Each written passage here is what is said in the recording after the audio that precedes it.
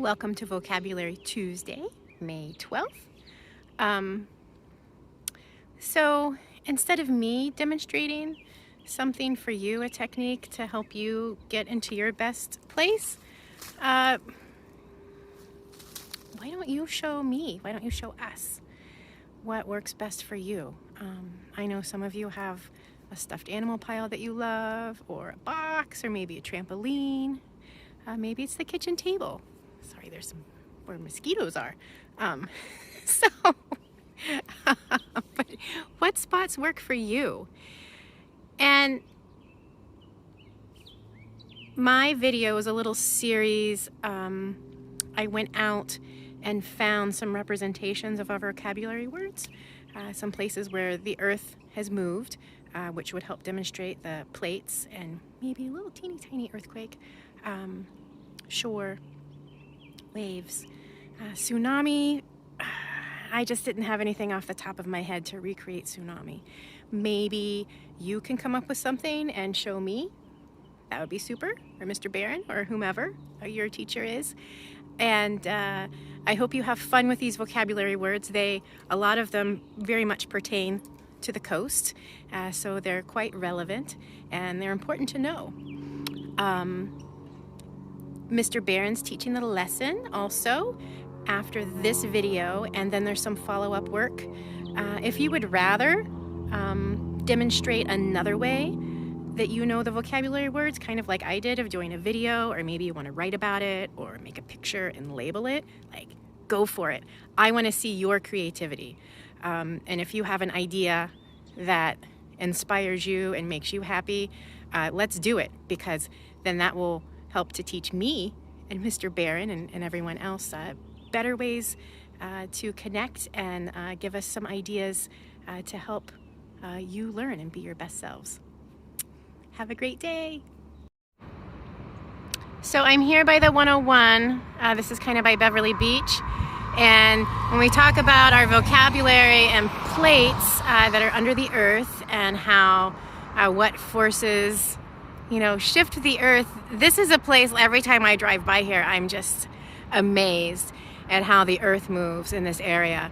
The dark space you see here, that used to be the 101, but it would be really hard for a car to travel over it. And you can see the cars moving here. I'm gonna go closer so you can see how significant the earth has moved. Now, don't come here and do this. I do not recommend it. I'm just here to show you forces of the earth.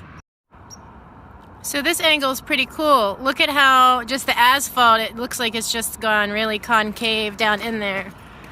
And this is more than a foot. You can see the different layers of the asphalt. It's pretty cool, like different layers of the earth. Okay, here you can really see how movement from under the earth changed the surface. And this amazes me, and I hope that you can sort of get a scope. This is probably about as tall as I am. And then also the cool thing, it's been so long, look, plants and trees are growing.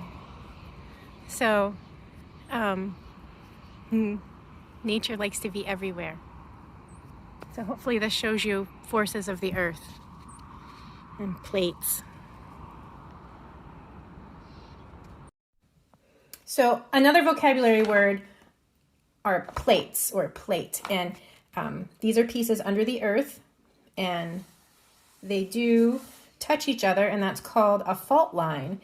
And the plates move kind of independently of one another. And when they do that, friction can happen, and that's where different movements in the earth can occur. Plates can move this way. They might move this way or this way. They might even kind of sort of get stuck together and kind of crumple up like this. And when that happens, mountains can form.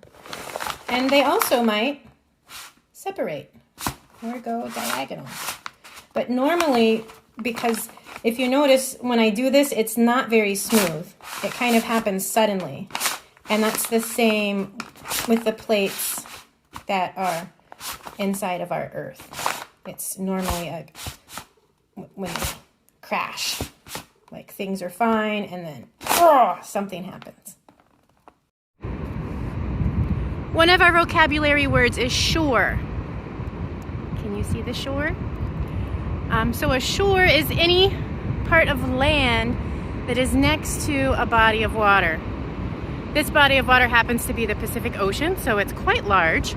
But you could have shore with many smaller bodies of water, such as a stream or a lake. Can you think of any other places where there would be water with land around it? Also, this shore is comprised of sand, primarily. And do you remember some materials that could be crunched into smaller bits to make sand? Also, a shore does not have to be made of sand. What are some other of nature's materials that you've noticed that a shore has been comprised or made of? Now, another vocabulary word is wave. Can you see them back there? They're pretty calm today, but have you ever seen the waves when they are really wanting to express themselves and they're pretty giant and awfully loud? Kind of quiet today. There's an up close of the waves. They're pretty calm today.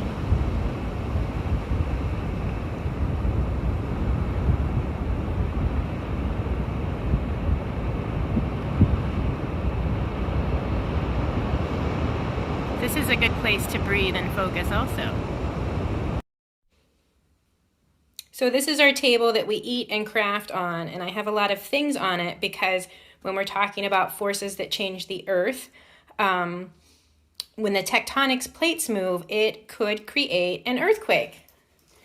And that's where you might get some shaking and jolting and things moving around. Earthquake!